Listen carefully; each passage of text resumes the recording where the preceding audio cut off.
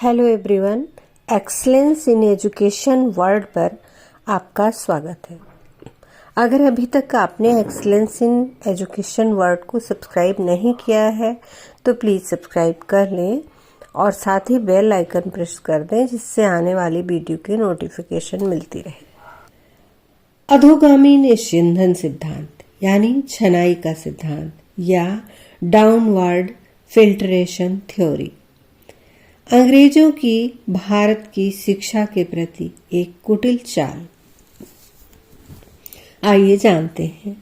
अधोगामी निस्यंदन सिद्धांत से तात्पर्य था कि शिक्षा का ऐसा प्रारूप निर्धारित किया जाए कि यह ऊपर से छनकर नीचे अर्थात सर्वसाधारण तक पहुंच जाए। पहले कुछ उच्च वर्ग विशेष के व्यक्तियों को शिक्षा दी जाएगी, तदुपरांत समय के साथ साथ निम्न वर्ग की जनता उच्च वर्ग की नकल अथवा अनुसरण करते स्वयं ही शिक्षित हो जाएगी। इस प्रकार स्पष्ट है कि अंग्रेजी हुकूमत का एक बड़ा वर्ग जो कि निर्धन वर्ग की जनता थी को अनपढ़ व पिछड़ा तथा समाज में नगण्य रूप में स्थान देना चाहती थी। उनका विचार था कि इस कूटनीति द्वारा वह भारत में अधिक समय तक शासन कर सकेंगे। शाब्दिक अर्थ में निस्यंदन का या छनाई का अभिप्राय किसी द्रव का छन छन कर नीचे की ओर आना, किंतु शिक्षा में इसका अर्थ है समाज के उच्च वर्ग को शिक्षित कर देने से शिक्षा का प्रकाश स्वाभाविक रूप से सर्वसाधारण तक पहुंच जाए। इस प्रकार मानव समाज में व्यवहार, विश्वास, संस्कृति, सभ्यता, मूल, रीति रिवाज, शिक्षा और अन्य सामाजिक गतिविधियों का उच्च वर्ग से निम्न वर्ग की ओर आना ही शिक्षा में निस्यंदन सिद्धांत के रूप में जाना जाता है। ब्रिटिश शासकों ने इस सिद्धांत का प्रयोग भारत में अपने ईसाई धर्म, अंग्रेजी भाषा, साहित्य, पाश्चात्य संस्कृति और विज्ञान की शिक्षा आदि के प्रचार व प्रसार के लिए किया था। इस प्रकार के प्रचार द्वारा भारतीय समाज के बहुत से संपन्न व्यक्ति ईसाई धर्म अपनाकर उनके अंधभक्त बन गए थे और उनकी भाषा व सभ्यता को अपनाने लगे थे। इस प्रकार ब्रिटिश शासन ने एक बहुत बड़ी धनराशि जो कि जनसाधारण की शिक्षा पर व्यय की जानी थी, उसे अन्य कार्यों में व्यय किया। एक तरह से कहें तो धर्मांतरण में व्यय किया। वास्तव में यह अंग्रेजों की फूट डालो व राज्य करो की एक कड़ी थी। इस सिद्धांत द्वारा वे समाज में वर्ग विभेद द्वारा वर्ग संघर्ष, ऊंच नीच, पढ़े लिखे व अनपढ़, धनी निर्धन आदि अनेक विवादों द्वारा अपना कार्य सिद्ध करना चाहते थे।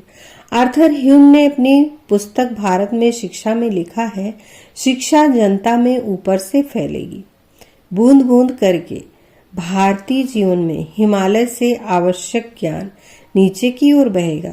समय के साथ साथ उसका रूप उससे अधिक अच्छे व विस्तृत झरने की भांति होगा जो कि प्यासे मैदानों की सिंचाई करेगा। इस सिद्धांत को सरकारी नीति का रूप दिए जाने के परिणाम सामने आने लगे थे। इस सिद्धांत ने भारतीय शिक्षा नीति को एक दिशा दी। राजकीय सेवाओं में अंग्रेजी शिक्षा प्राप्त व्यक्तियों को वरीयता दी जाने लगी। अंग्रेजी शिक्षा का उद्देश्य ही हो गया सरकारी नौकरी प्राप्त करना। उच्च शिक्षा की प्रगति हुई, परंतु सरकार ने जिस विचार से इस सिद्धांत को अपनाया था उसमें सफलता नहीं मिली, क्योंकि उच्च वर्ग से शिक्षा छन छन कर जनसाधारण तक पहुंची ही नहीं। जनसाधारण तो भूखा ही रह गया। ब्रिटिश सरकार का जनसाधारण पर व्यय किया जाने वाला धन बच गया। ब्रिटिश सरकार ने भारी मात्रा में अपने इशारे पर चलने वाले भारतीय क्लर्क तैयार कर लिए जो शक्ल में भारतीय थे लेकिन मानसिकता से अंग्रेज हो गए थे। अंग्रेजी भाषा व साहित्य का प्रसार तीव्र गति से होने लगा। अंग्रेजी भाषा का भारत में प्रभुत्व स्थापित हो गया। भारतीय शिक्षा को एक नवीन दिशा प्राप्त हुई। शिक्षा से रोजगार तो प्राप्त हुए किंतु मानसिक गुलाम हो गए भारतीय। अंग्रेजी शिक्षा सरकारी नौकरी की आवश्यक योग्यता बन गई। अंग्रेजी पढ़े लिखे को ही शिक्षित माना जाने लगा।